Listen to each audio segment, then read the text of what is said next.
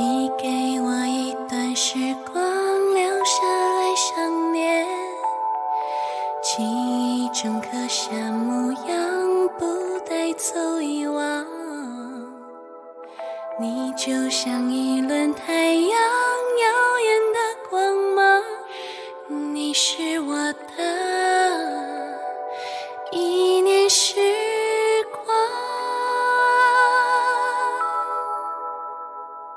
那一个温柔眼神让爱情释放，每一次双手紧扣，心肠也照亮，不再衡量现实与理想的重量，你是我的一念时光。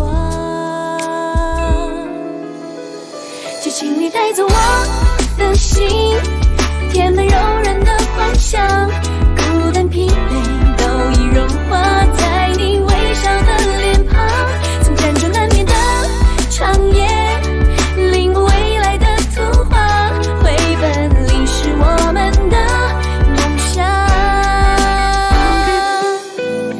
你是我的一念时光。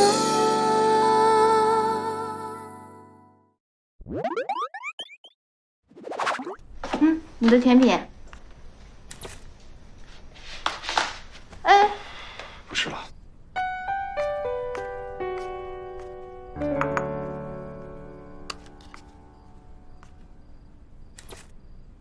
如果按此趋势发展，恩义可能会陷入资金断流的危险。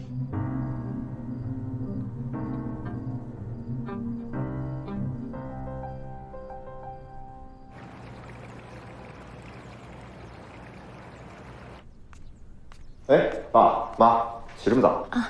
早。小啊，这一早上怎么没见你女朋友？他那个在厨房准备早餐呢，不知道你们二位喜欢吃什么，所以说想准备的丰盛一点。这孩子还挺有心的啊。小欧啊，我们特别简单，你就让他不要麻烦了，是随便弄几样就行了。啊，小欧，我呢跟你妈商量好了，我们准备回西山那套房子去住。你现在有女朋友在这儿，我们住这儿不方便。哎，爸，不是，他过几天就走了，真不碍事儿了。算了算了，不管怎么说，得给你们年轻人空间吧。你哥在的时候就老说我管你们管的太多，代替你们的也太多了。其实啊，也是你爸和我商量的，回西山之前去趟墓园，看看小玉，要不然不放心。是啊，小欧，有时间你就跟我们一块儿去吧。好。喂，杨总，我刚接到股东会的消息，恭喜！新项目的分红可别忘了我那份啊。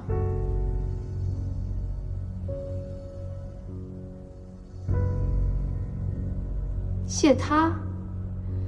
有什么好谢的？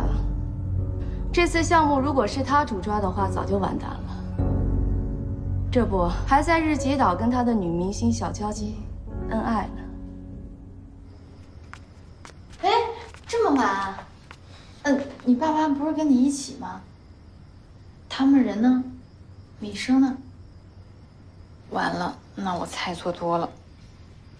今天吃点菜吧，别老吃蛋炒饭了，你吃不腻，我都要做腻了。我们去打球吧。啊？打球。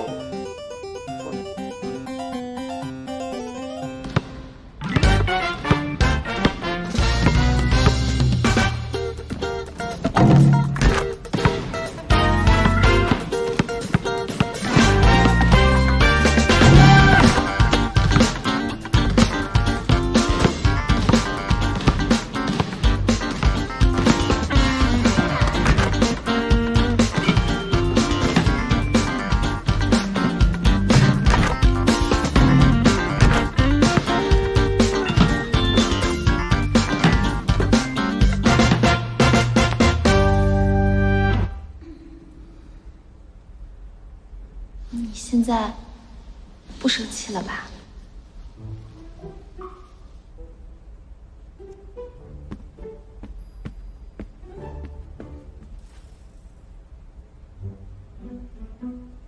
你打完球发完脾气，是不是好一点了？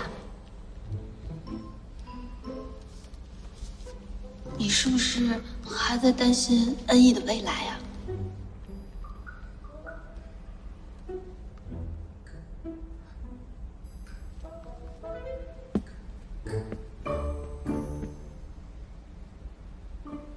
你哥出车祸的线索找到了吗？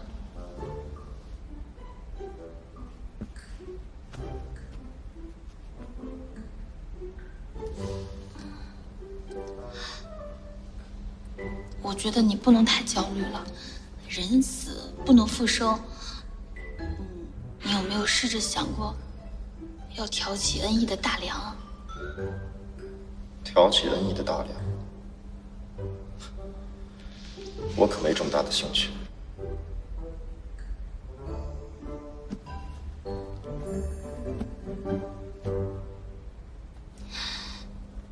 其实你哥，他并不想看到你这样。他最害怕的，就是你在他去世的这件事上无法自拔，把所有的心思和精力都花在怀念他上了，然后看着你们努力打造的恩义，一点点垮掉。恩义不会垮掉。是，他是不会垮掉。那么大一个公司，可是日子久了，总裁长期缺席。那，你能保证他未来也会像现在这样平稳运行吗？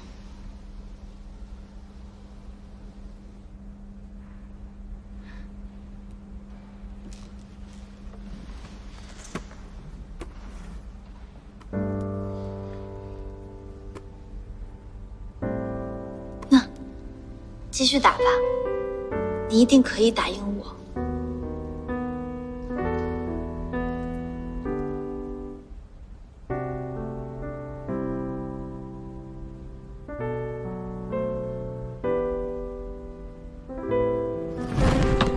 我觉得要不然就算了吧。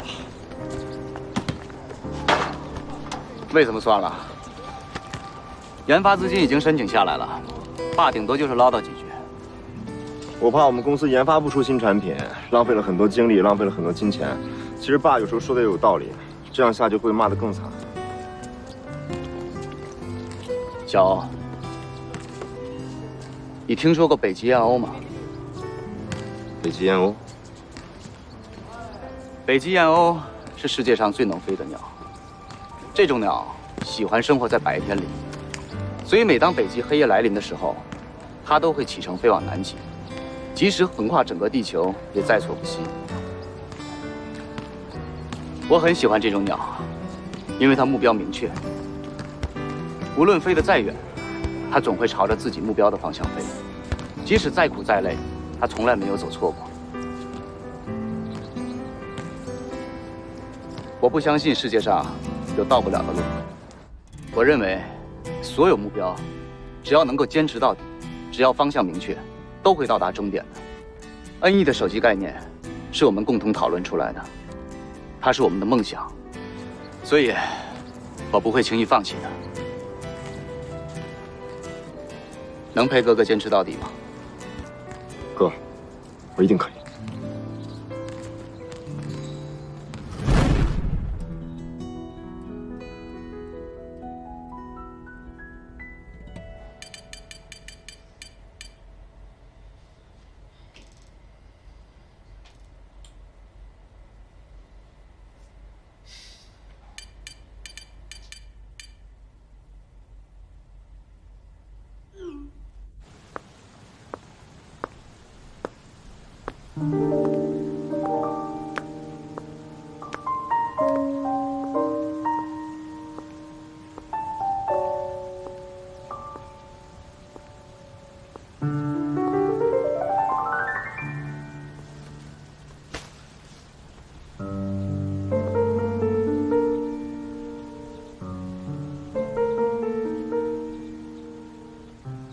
龚玉，你还好吗？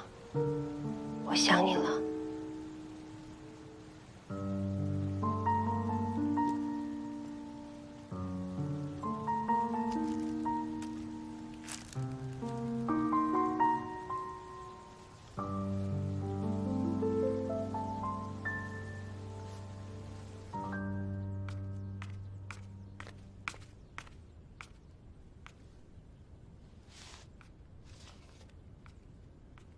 站住！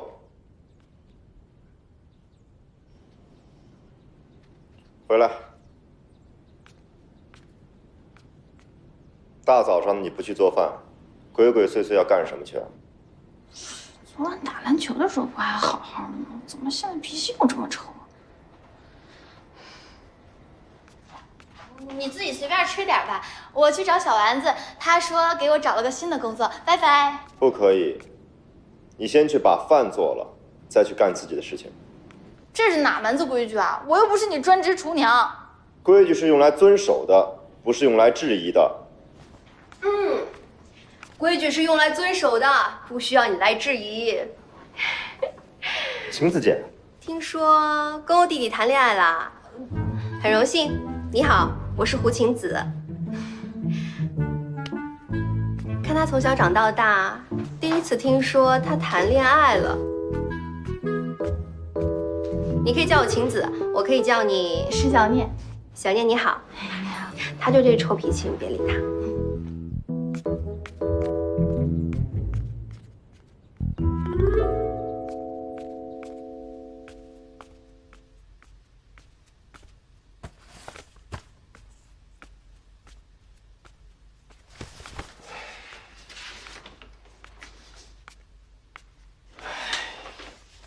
这个眼神看我就准没什么好事儿。是好事啊？怎么没好事啊？你那小女朋友还蛮不错的嘛。那不是我女朋友，她顶多算个挡箭牌。哦，挡箭牌啊？挡箭牌还会说话，还会给你做饭的呀。哎，你就别逗我了，咱们聊聊工作吧。哎，以前呢还知道叫声姐，现在直呼其名不说，连个笑脸都没有。好了好了，笑得更难看。说正事儿吧，你这次这么着急把我叫回来，到底是因为什么事儿啊？晴子姐，你对恩义高层的人际状况了解多少啊？这你就问对人了。身为公寓的前行政秘书，若是论起对恩义错综复杂的人际关系，那没有人比我更清楚。说句题外话，现在外界对于恩义总裁位置悬而未决，议论很多，你有什么想法？我是想，如果由我来出任恩义的总裁，你觉得可行吗？可不可行呢？要从两方面说。首先是外部条件，你现在和陈柏在公司呢都是副总裁，持股相当。虽然你是公寓的胞弟，但是陈柏的势力也不容小觑。你只有在股份上占有绝对优势，同时呢还要赢得高层和骨干的支持，才能稳坐总裁的位置。这只是其一。那另一个呢？第二点嘛，就是要看你到底愿不愿意出任这个总裁。总裁和副总裁虽然只差一个字，但是总裁的使命会更加艰巨。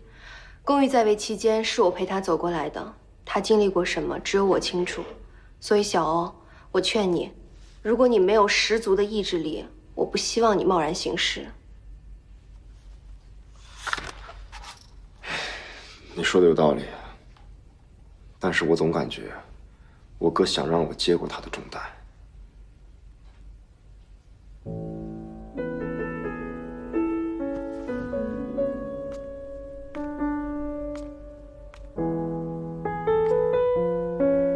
公寓想要的，只有他自己知道，谁都不知道。但是小欧，你总该知道自己想要的是什么。好啦，我现在也不是你的员工了，这次呢，只是被你请回来帮忙而已。在国外闷死我了，好山好水好无聊。现在我要出去逛逛，你先不要打扰我，等我痛快水平够了再来找我。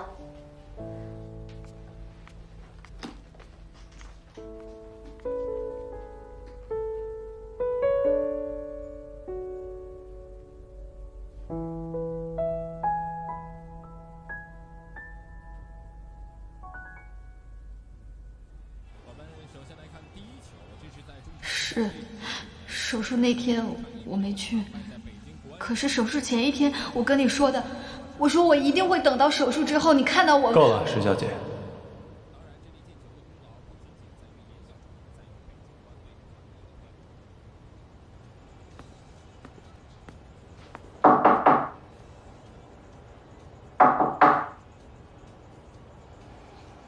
进来。宁总，您的行李已经全部帮您放在车上了。知道。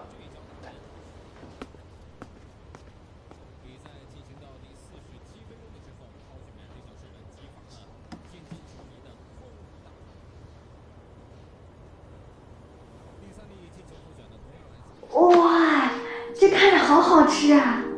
哎呀，人家做的怎么这么好啊？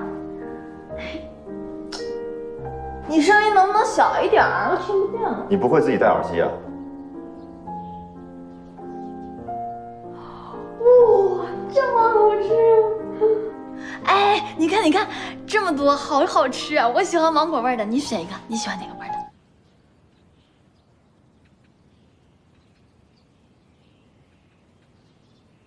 你干嘛这么看着我呀？李生，哎，以后我的家里不允许出现这些乱七八糟的食物。哦，好。米生，你说有谁不爱吃甜品吗？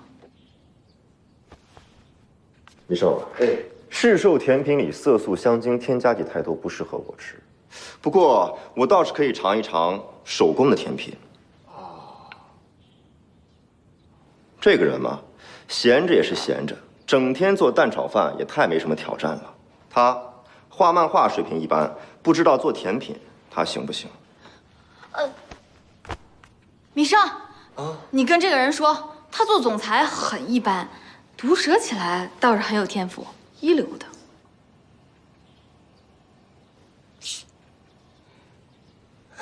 我这就去买。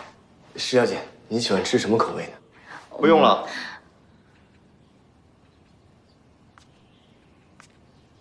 我倒是真想看看他有什么能耐，能让我吃到好吃的手工甜品。我这就去买。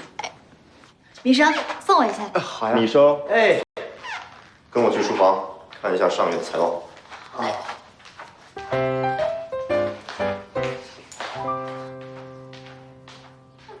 我腿长，走着去。不就是找个超市吗？哪有那么难？自己找。请回电话给我。这么多电话。我有一些以前的事情想不通，想问你几个问题。我在那家日料店等你。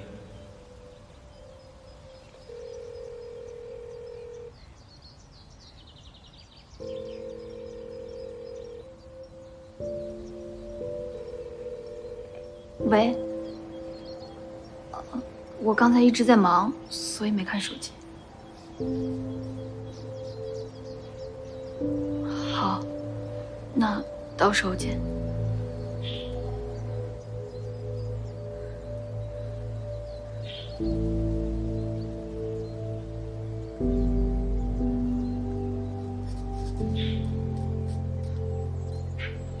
从小到大，每件事情都向着石想念，到底谁才是你亲生的？小迪呀，你听妈说。我不想听。如果你还当我是你女儿，你就应该为我考虑一下。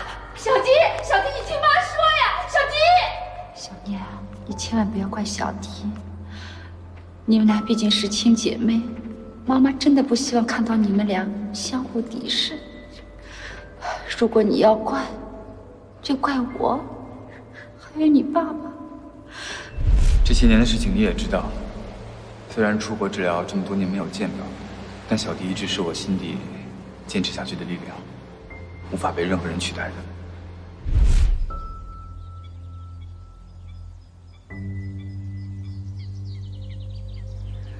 去吧，把事情说清楚。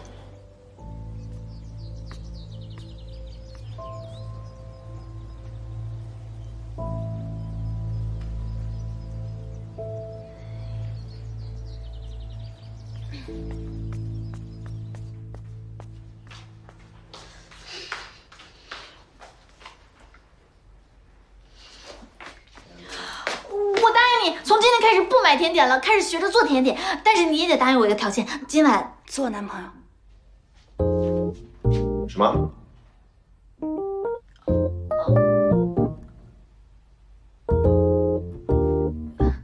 我说，我真诚的祈求你，今晚做我男朋友。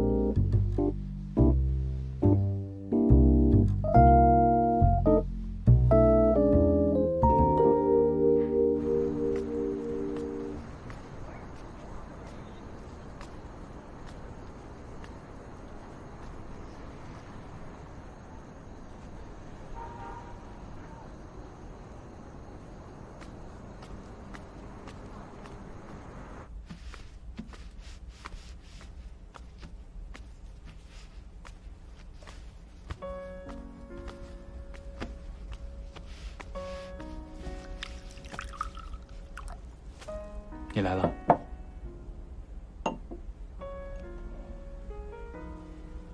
你找我，想问什么？不急，先点点东西吧，我们边吃边聊。我不饿，喝杯水就行了。晚上还是要吃点的。我记得你说你喜欢吃烤鸡皮。他已经不喜欢吃鸡皮了。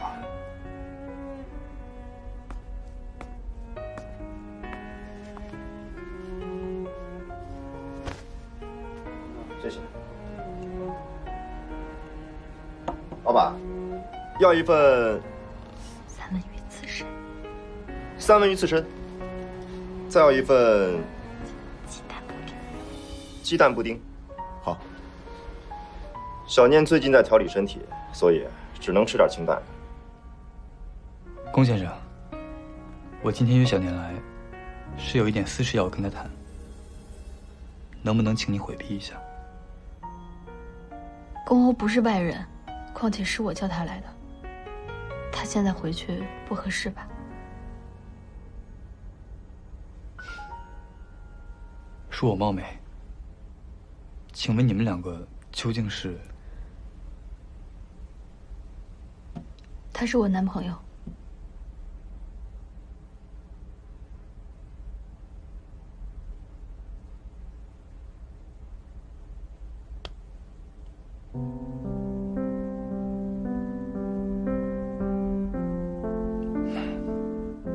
那好，其实这次叫你出来，我是想问一下有关我以前的事情。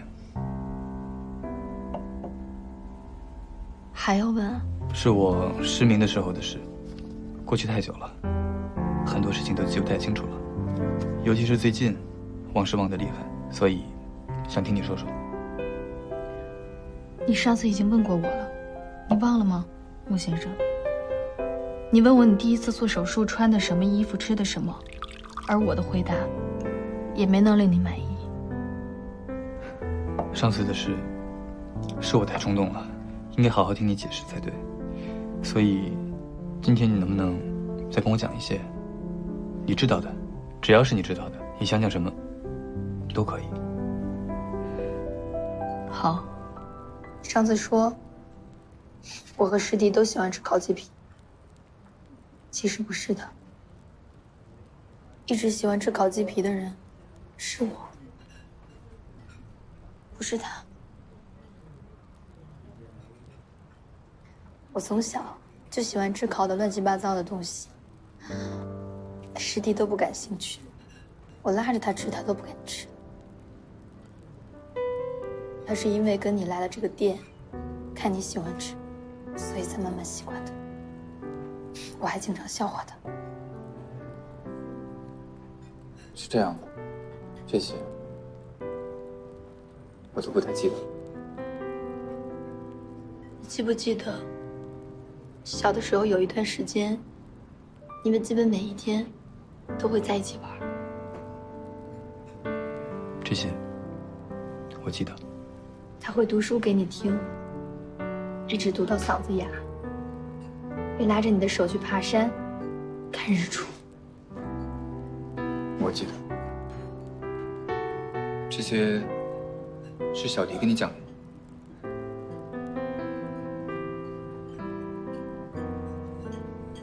是我偷看了他的日记。我其实一直都很嫉妒他。为了了解你，了解你们过去的事，所以我就偷看了他的日记本，也出于私心，曾经利用这些了解误导了你和你的家人。也正因为这样，所以你对我也有误会。其实到现在我都很嫉妒他，青梅竹马，终成眷属。师弟真的很幸福。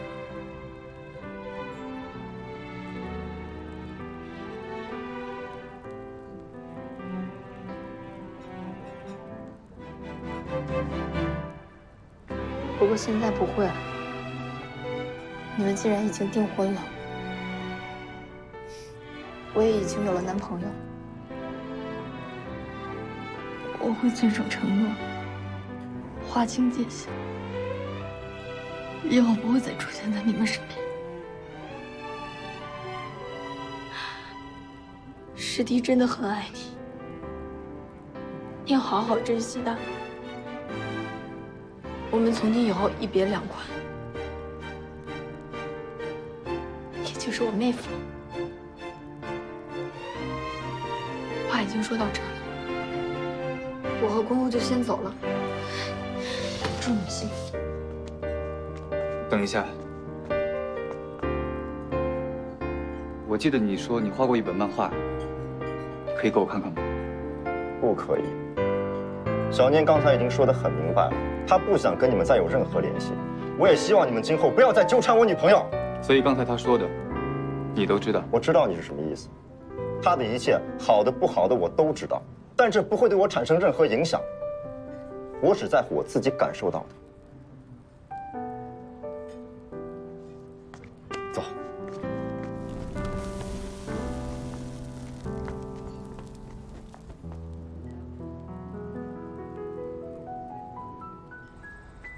哎，女生，把车开过来。我不，我要回去了。站住！你跟我闹什么脾气啊？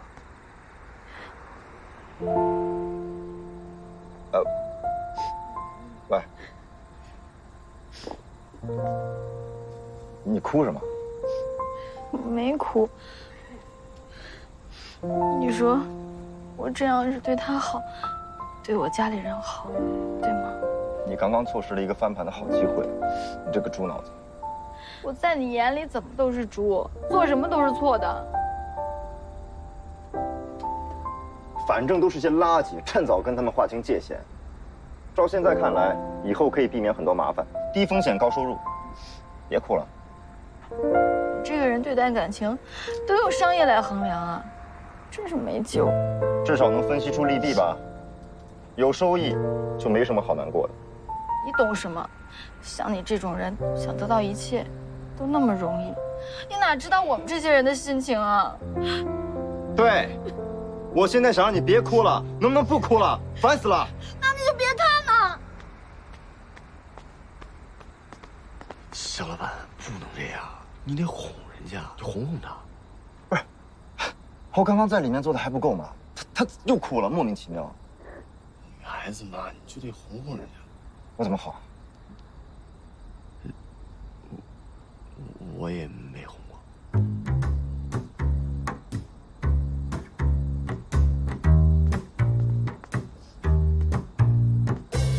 喂，别哭了！你别管我，你走开！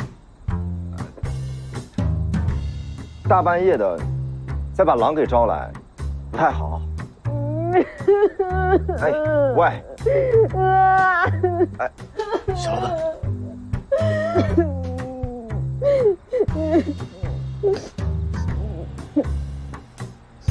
别哭了，别哭了。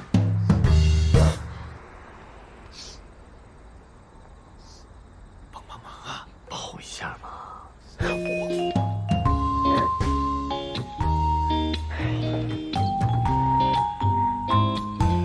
别哭了，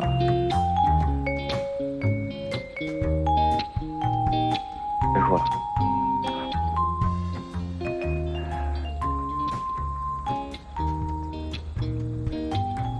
没事吧？啊，别哭了。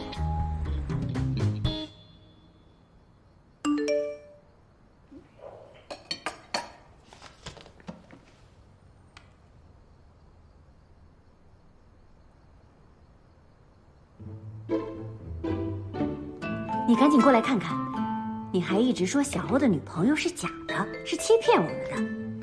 你看看米生刚刚发来的照片，你看看，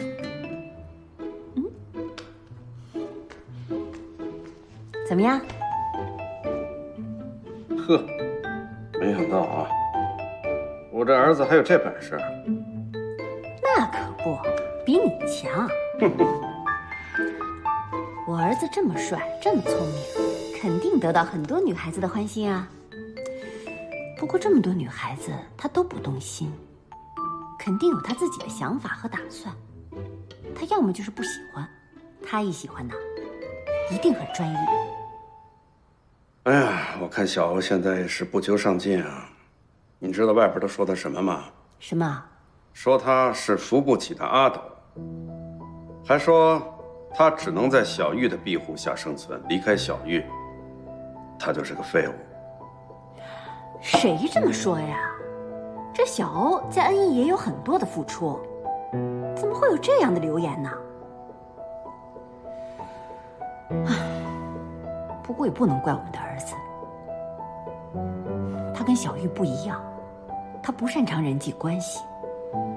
现在小玉不在了，墙倒众人推，有人恶意重伤他也不是不可能的事儿。不管怎么样，你打心底里就不能对孩子有那么多的不满。没错，小玉是很优秀，但小欧也有他自己的强项，有他的特长啊。好了好了，我说他2句也是想为他好，你用不着生气。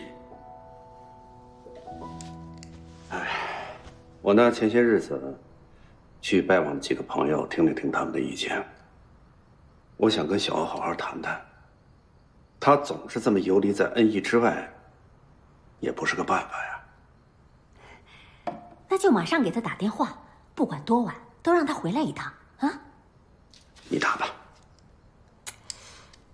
看看你，一说跟他说话你就往后退。好，又是我来打。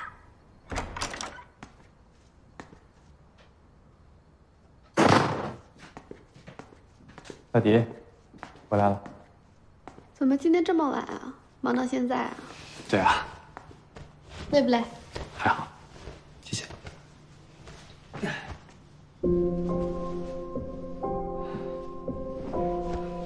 今天去哪儿了？去见了一个朋友。我今天啊做了好多好吃的等你回来。是吗？做了什么？牛排和意面。你现在的手艺是越来越好了，以前可真不怎么样。赶紧吃饭去吧。嗯，好，走。你先坐，我去给你拿。好。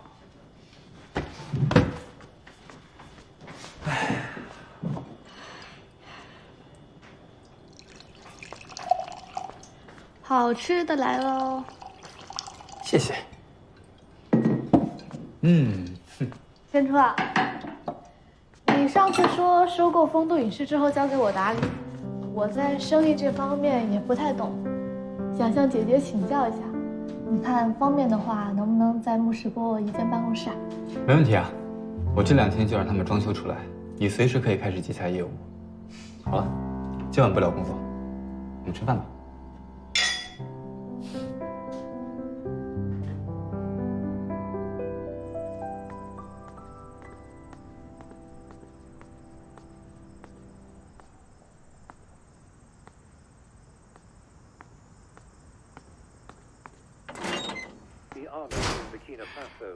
哎，小欧回来了。爸，来坐。怎么就你一个人回来了？不是说让你把女朋友一起带回来吗？他父母临时家有事儿，他今天来不了。哦，是这样啊。本来还想着上次没有足够的时间跟他聊天。你这孩子都交女朋友了，都不跟家里说一声。哎呀，怎么那么多话呢？我有正事要跟他说。好了好了，就关心一下嘛。你们年轻人的事儿，我也不想多管。乖。爸，你今天找我过来是有什么要紧事儿吗？恩义的股权，你是怎么打算的？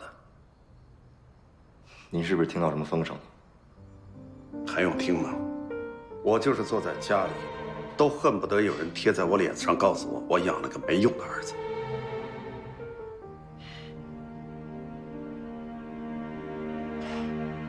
你哥在的时候，你们兄弟俩说要创业，我本来不同意。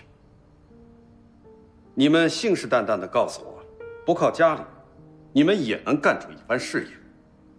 现在你哥走了，你们当年说过的话、发过的誓，难道就不算数了？就等着让别人看笑话吗？小玉，咱们家大业大，只要你们兄弟俩守住这份家业，这辈子都不用愁。爸，我和弟弟并不是没有目标的乱干，我们是有理想的，而且我和小欧完全可以独当一面，你为什么就不能支持我们呢？不管你怎么说，我是不会同意的。爸，最近外面关于我的流言确实有很多，但是我不想去解释，不是因为我懦弱，我是在等一个时机。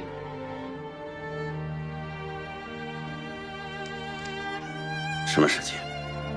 恩义公司是我哥的心血，这不假。但是恩义在同类型的企业当中，并不是很成熟，还有很长的路要走，需要长期的信心和坚持。我哥去世之后，公司里表面上波澜不惊，但是人心早就已经背离了。通过这件事，我也看清楚了很多人的真面目，所以我想，不如就此机会，在公司的人事上做一些调整和清理，为今后的发展扫清一切障碍。你现在有什么具体的打算吗？我已经召回了晴子，在人事上我需要她的帮助。那公益的股权呢？在这件事情上，我需要父亲的支持。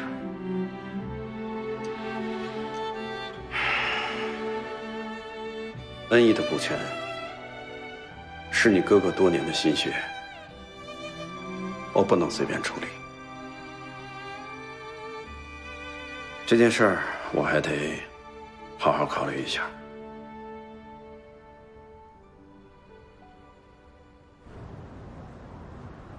公欧，股权的问题早该尘埃落定了。如果上次开会你签了字，今天大家也不必再跑一趟了。各位干嘛这么着急呢？吴董，你是不是准备这次股权变动之后，就把安逸吞了？不，吴董应该不是这个意思。我哪有那么大本事啊？不过说起来呢，我觉得变更后，其他股东的股权会比我少那么一点点。需要说了算的话，我也不会推辞。哎呀，不要这么看我嘛，我们又不是敌人。我们这些股东无非是想让恩义发展得更好，所以对公司进行了一些必要的调整。当然，我们肯定会在恩义给你留一个位置的，毕竟你是科技天才嘛，发展新产品还是都靠你的嘛。对，大家做自己该做的事情，这样不好吗？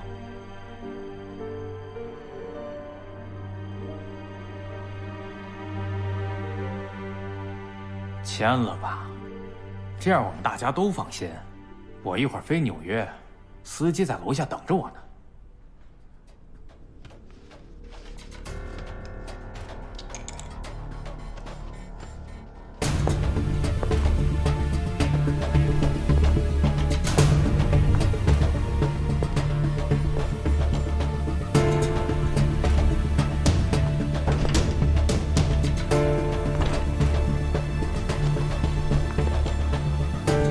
龚先生，这怎么？抱歉，打扰你们开会了。我这次来没什么大事，听说恩义的股权有了变化，这涉及到公益和公欧。作为他们的父亲，我来旁听一下你们的会议，这不过分吧？怎么会呢，龚叔叔？您能来坐镇是最好了。好，那就长话短说。公益的股权，我和他母亲是第一继承人。我们在法律生效之后，今天已经公证过了，这部分股权就送给龚欧了。有意见吗？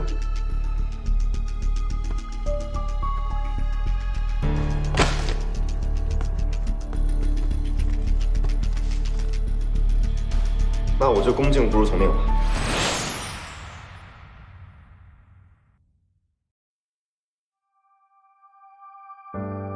我们都走过时光的堤岸，谁不是水面另一个倒影？颠倒悲喜，学会遗忘记起。风试着将波折抚平，我试着将一切抹去。我和你之间有透明的墙，借你目光探索柔软的窗，颠倒沙漏，是否能倒转时光？你拒绝牵手的邮件，装着送你的全世界。你和我之间有透明的墙，借你目光探索柔软的窗，颠倒沙漏，是否能倒转时光？你拒绝牵手的邮件，装着送你的全世界。要给就给完全，要收就收全部。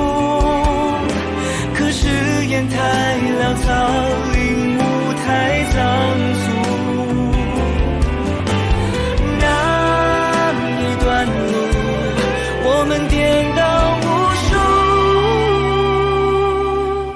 这一场宁愿孤单，不辜负。